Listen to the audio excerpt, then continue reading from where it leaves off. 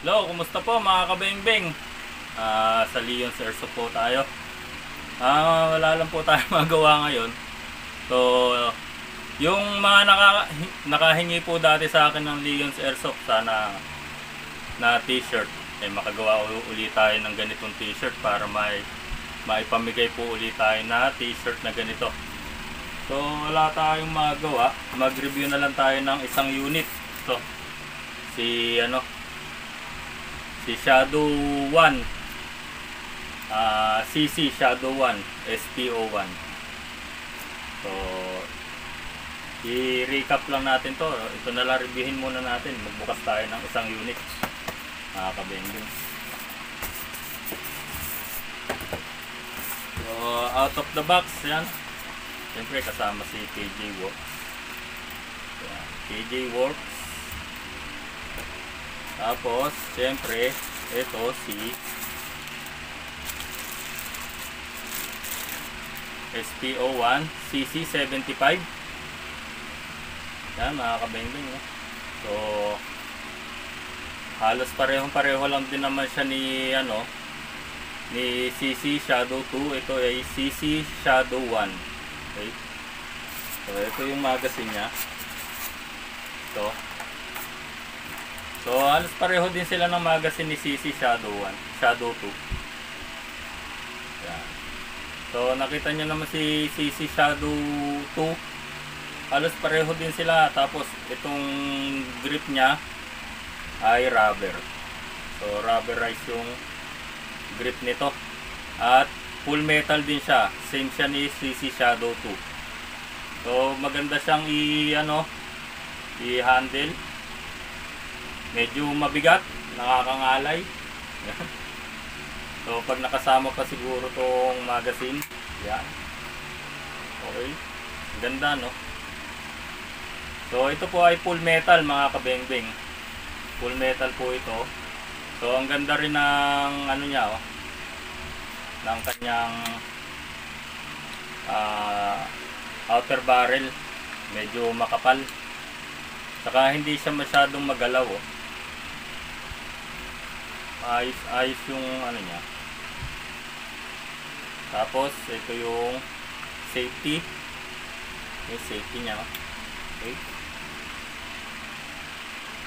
So ambidextrous po ito, pwede rin dito sa kaliwa. Papaba mo lang yan. So same siya ni CC Shadow 2. Tapos ito yung kanyang slide catch. So pag wala ng bala, taras mo lang konti. Maganda siya. Kaya lang nakakangalay.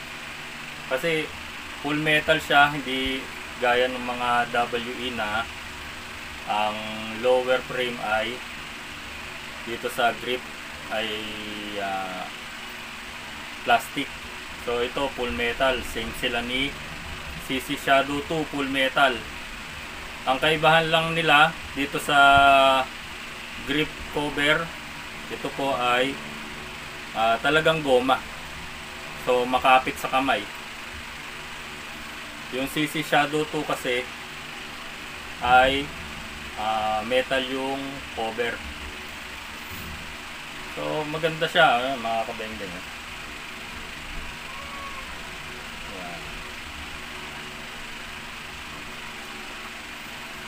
So siguro mangangawit yung hahawak nito kapag nagpa-firing. Pero maganda to sa mga firing, mga kabengbeng, kasi stable to. Mas masarap sa mga shooting. Pero nagre-range ang FPS nito 300 to 330 FPS. So kung meron kang magazine na mabibili na pang CO2, pwede rin po itong pang CO2. Yung mga CC Shadow, pwede po silang pang CO2 kung may mabibili kayo na CO2 magazine. Pwede po siyang pang CO2, mga kabending. So try natin ng may gas naman to eh. So maano siya, medyo may lalim ng konti yung niya, yung trigger niya pag kinakalabit.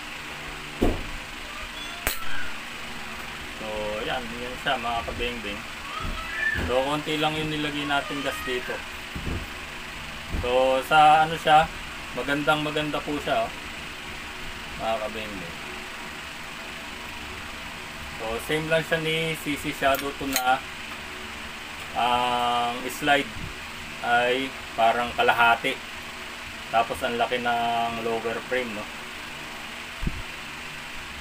Yan.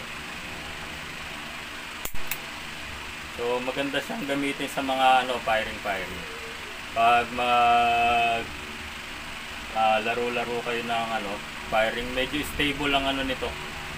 Hindi siya masyadong maalog. Tapos diretso lang yung niya. Diretso lang ang kanyang outer barrel.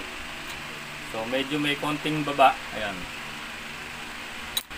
Yun, bumababa rin ng konti. Pero yung niya, yung galaw niya hindi ganun kagalaw.